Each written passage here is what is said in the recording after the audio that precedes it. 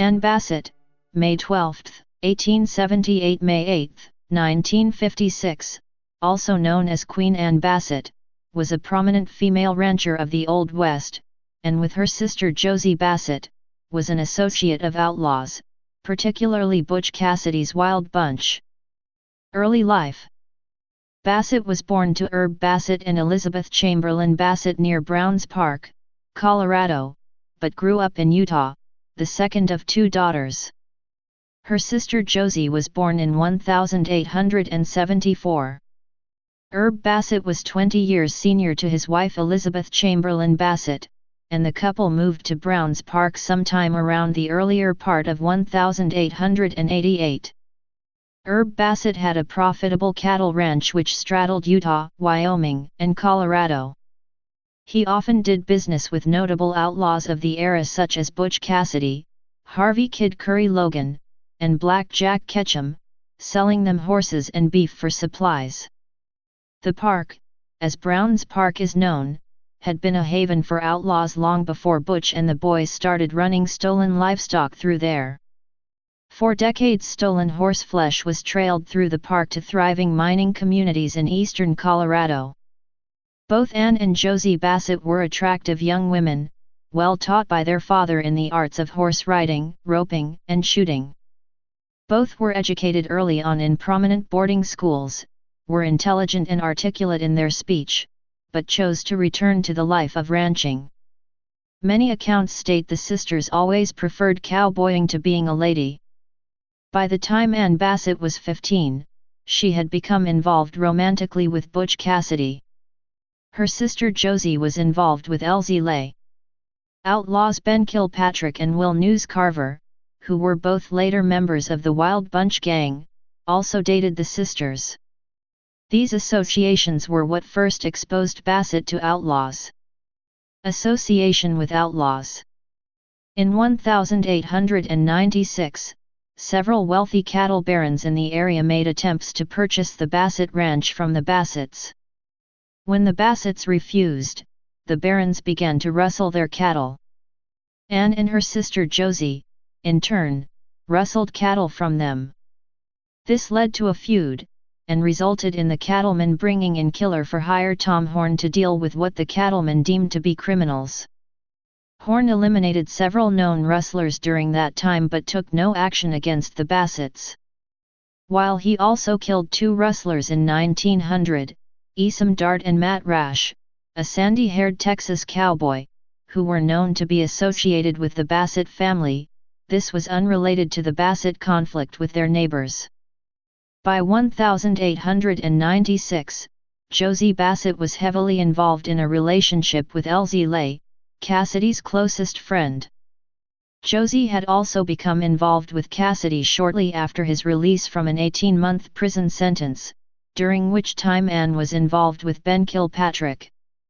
When Elsie Lay began a relationship with a woman named Maud Davis, Josie became involved with Will News Carver, and Ann returned to her involvement with Cassidy. Through their relationships with the outlaws, and in exchange for their supplying the outlaws with beef and fresh horses from their ranch, the two sisters were in a position to get assistance from Cassidy and his gang in dealing with certain cattlemen who were pressing them to sell. This association was a deterrent that kept cowboys hired to harass the sisters from doing so, for fear of retribution from the outlaws.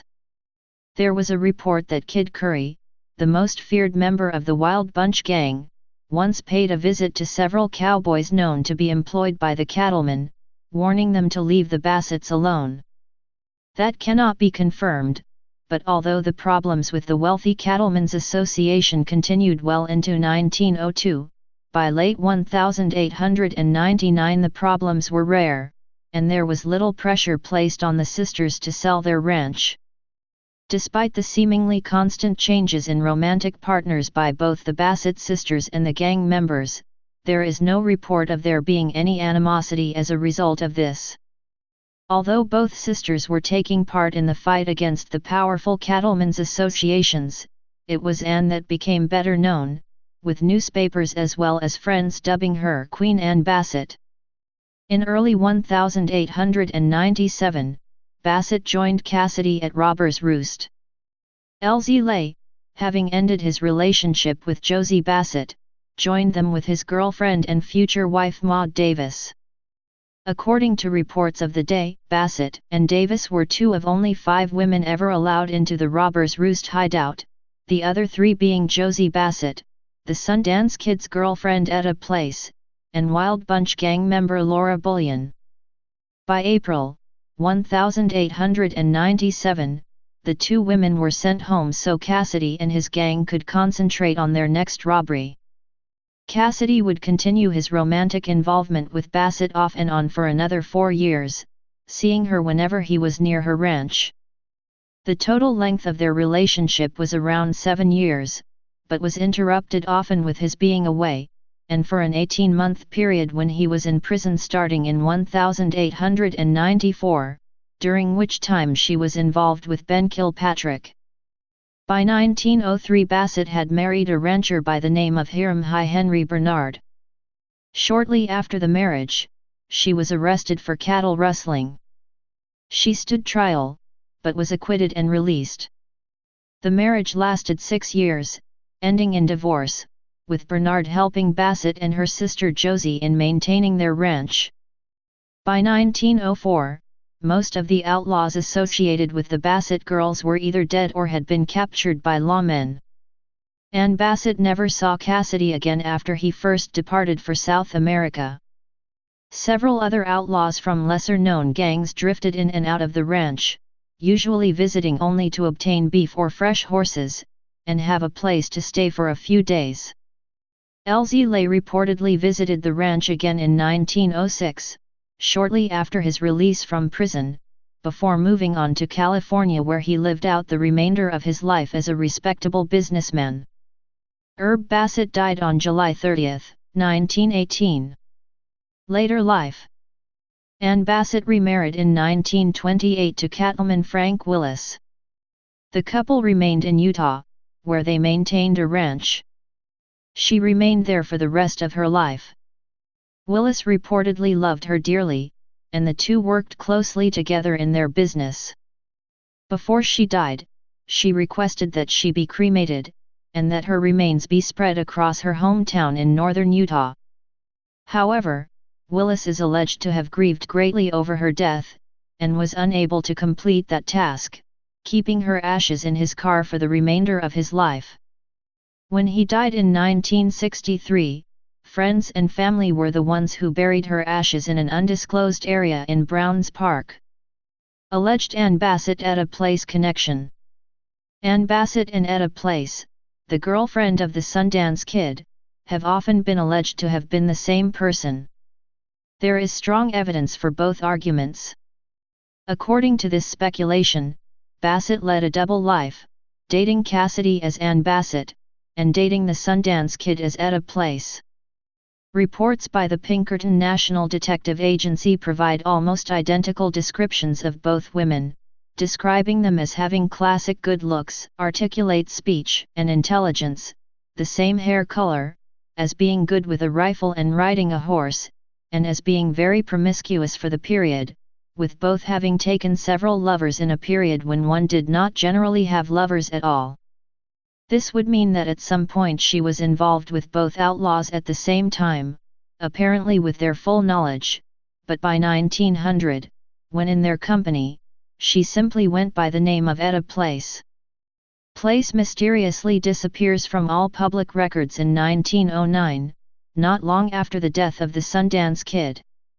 When comparing the best legitimate photograph of Place with the best photograph of Bassett, it appears that at least, the women could have been mistaken for one another.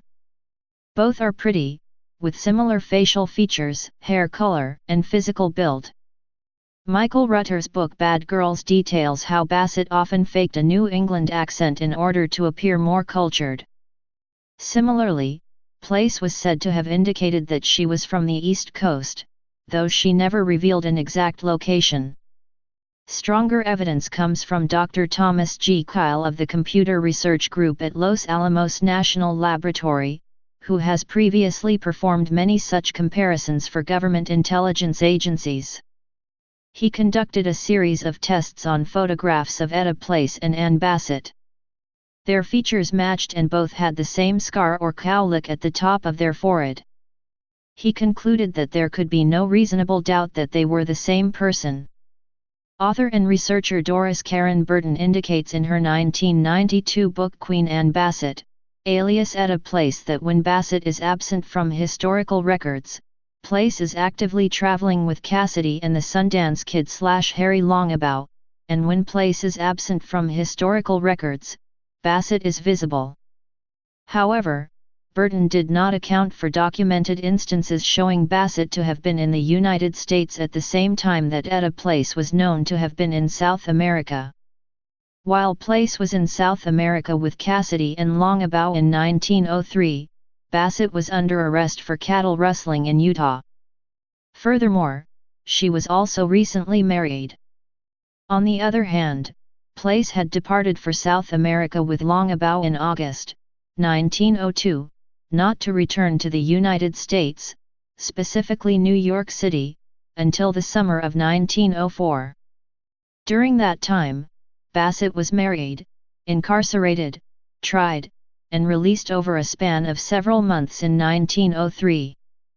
Bassett never claimed to have been Etta Place, even in her memoirs, although if they were separate women, they would have known each other from a visit to Robber's Roost. Please subscribe and thanks for watching.